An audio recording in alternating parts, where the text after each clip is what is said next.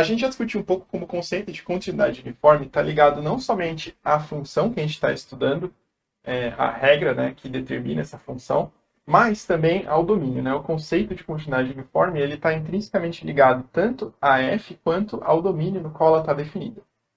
E um resultado que ilustra bem essa questão é esse teorema que a gente vai demonstrar agora, que diz para a gente o seguinte: quando acontece da minha função está definida num conjunto que eu já sei de antemão que é compacto, então se ela for simplesmente contínua, do jeito que a gente está acostumado, ou seja, contínua em todos os pontos do domínio, então eu ganho de graça, automaticamente, que ela também vai ser uniformemente contínua.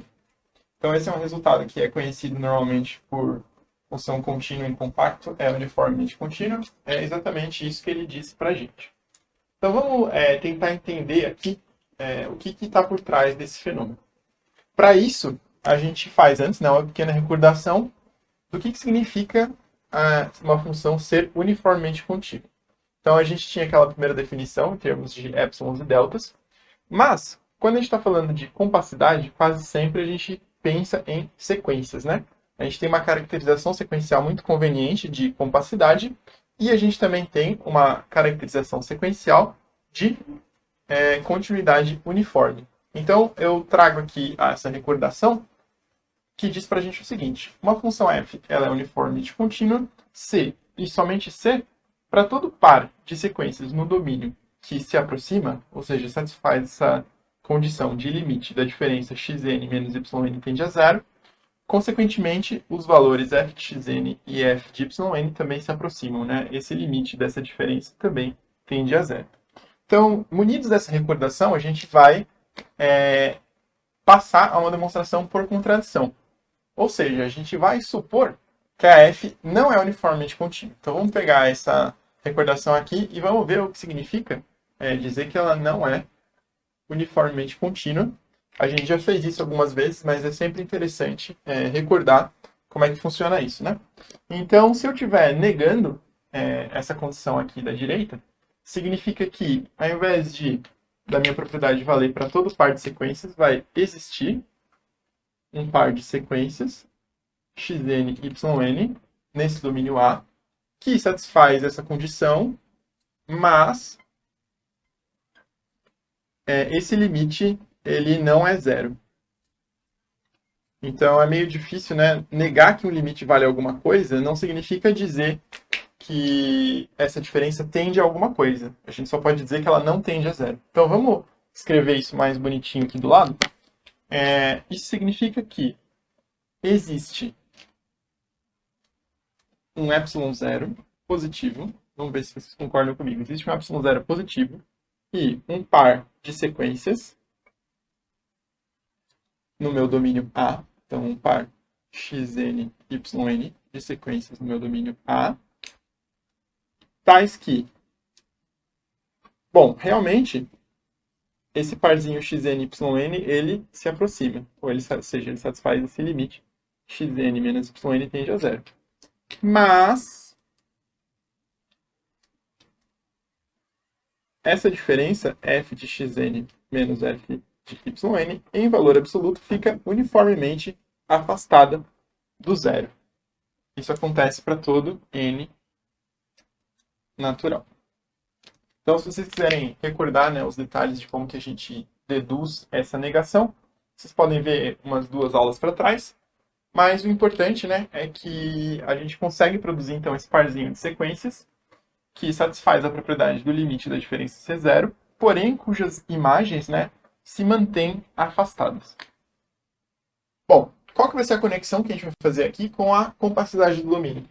É justamente o fato de que a gente tem uma caracterização sequencial da compacidade, que diz o seguinte: se eu tomo aqui essa sequência xn, essa sequência xn e essa sequência yn são sequências em A, claro, no domínio.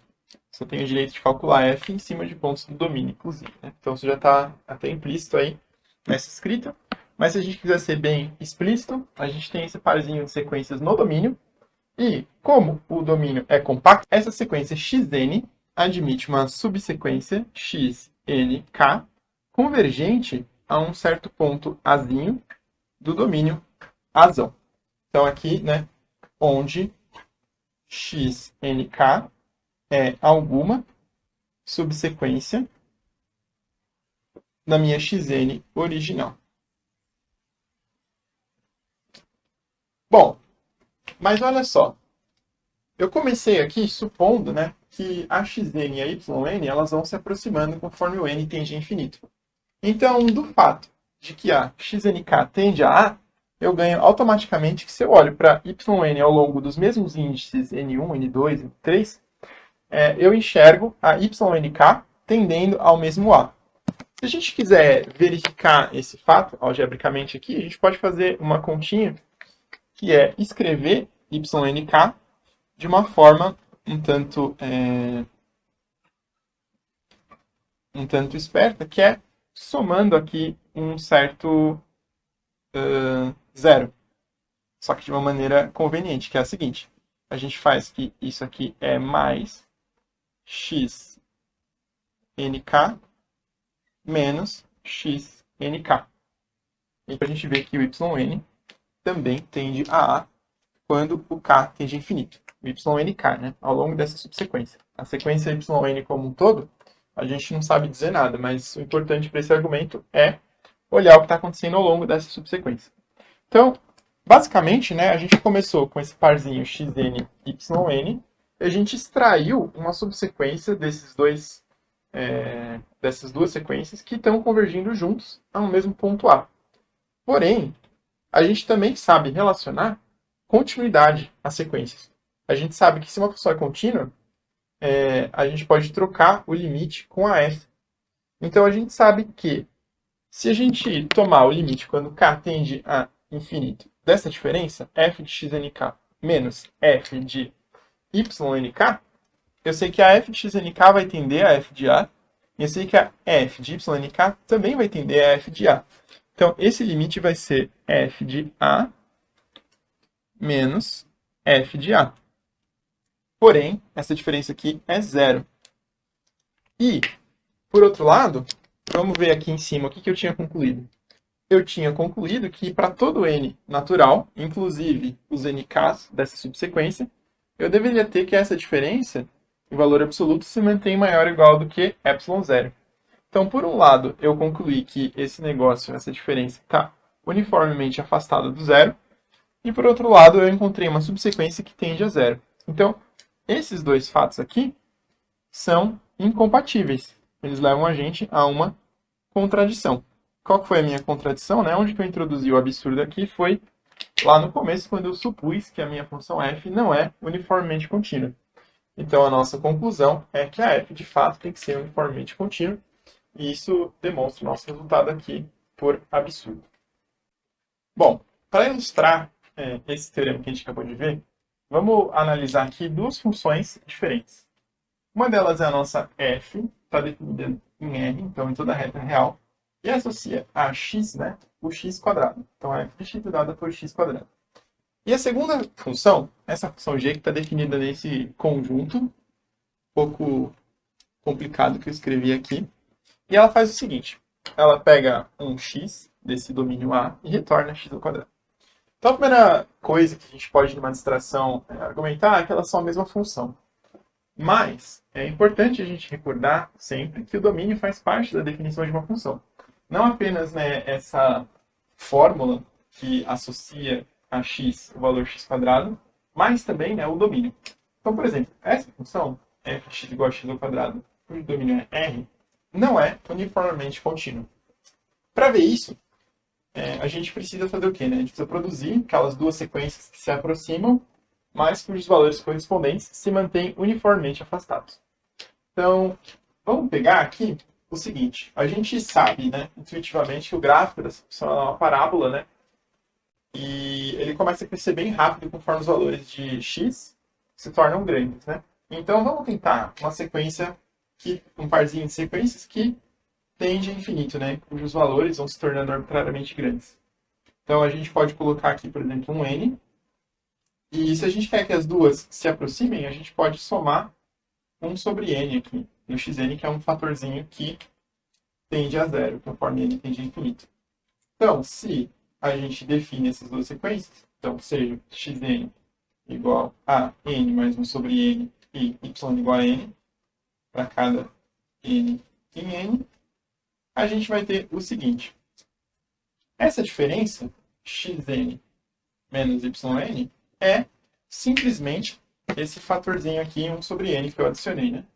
Então, essa diferença é 1 sobre n. E aqui eu já deixei um espacinho, propositadamente, para a gente escrever, então, que o limite, quando n tende a infinito, dessa diferença, é igual ao limite, quando n tende a infinito, de 1 sobre n, que a gente já sabe que é zero, por exemplo, pela propriedade arquimediana. A gente está careca de saber que esse limite aqui é zero.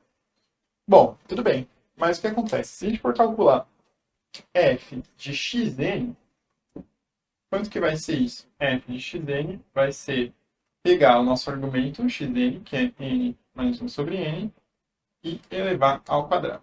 Então a gente tem aqui um produto notável, que a gente pode desenvolver e chegar em n ao quadrado, mais 2 vezes o primeiro vezes o segundo.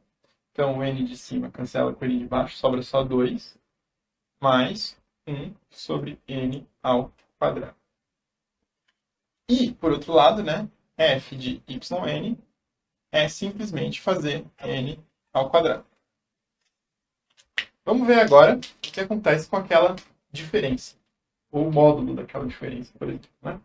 Então, essa diferença f de xn menos f de yn.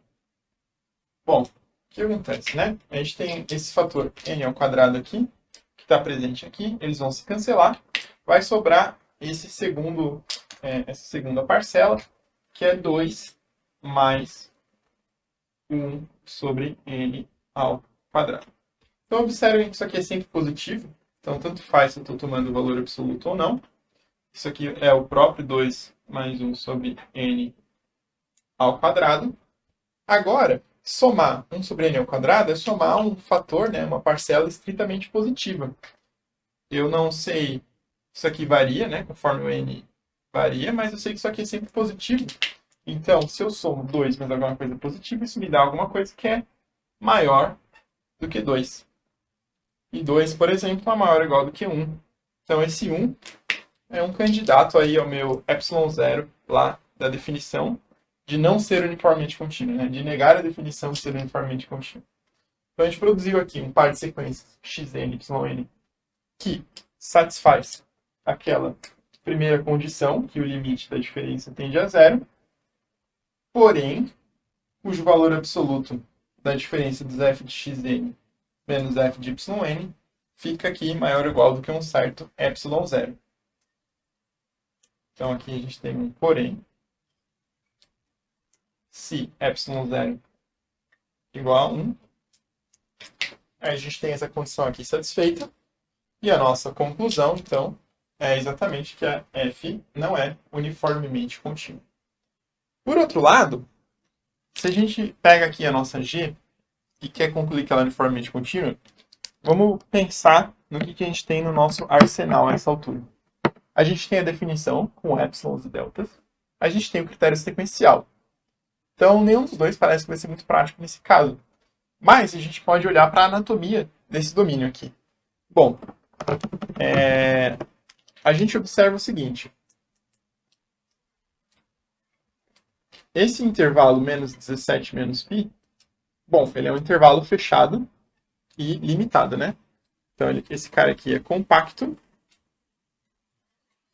E essa união, 1 sobre n, tal que n pertence ao natural, quando eu uno com o zero, isso é a mesma coisa que pegar 1 sobre n e passar o fecho, né? Porque quem que é esse conjunto 1 sobre n? Se eu penso aqui na minha reta real, eu tenho 1, meio, 1/3, e esses pontos eles vão se acumulando aqui no zero. Então, o zero é o único ponto de acumulação desse conjunto 1 sobre n. E, portanto, né, quando eu tomo um fecho, ou seja, quando eu junto zero, eu obtenho um conjunto que é automaticamente fechado, porque ele é o fecho. Ele é limitado, né? Ele está contido, por exemplo, aqui dentro desse intervalo 0, 1. Então, esse aqui é um exemplo de um conjunto compacto. Então, esse camarada também é compacto. Então, eu tenho compacto, união com outro compacto, dá para mim, compacto, né? Então, A é compacto, G é contínuo. E por que G é contínuo, né? Porque a G é a restrição de uma função contínua, que a gente sabe que é contínua num espaço maior. Então, essa função f de x igual a x ao quadrado, a gente não tem nenhuma dúvida de que ela seja contínua no sentido usual, né? No sentido pontual.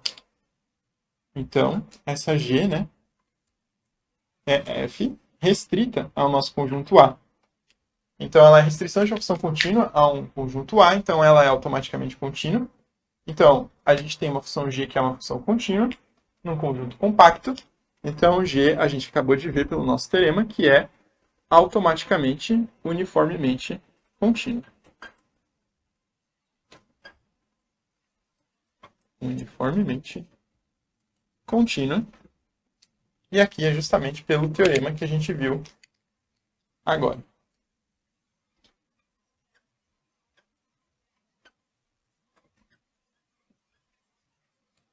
Então é importante a gente estar sempre ligado, né, não só no que a nossa função está fazendo com os argumentos dela, mas também no espaço que ela está definida. Então, às vezes, uma função pode não ser uniformemente contínua, por exemplo, quando a gente pensa numa mesma regra globalmente definida, mas restrita a determinados subconjuntos que estão interessando a gente naquele momento. A gente pode ter aqui, por exemplo, nesse caso, uma função que se torna uniformemente contínua. Qualquer compacto que a gente pegasse aqui, essa função seria uniformemente contínua. Então, em particular, em qualquer conjunto, em qualquer intervalo fechado e limitado. Que são os conjuntos justamente nos quais a gente faz teoria da integração. Então, esse resultado que a gente viu agora, mais para frente, justamente vai garantir que funções contínuas são integráveis em intervalos desse tipo aqui.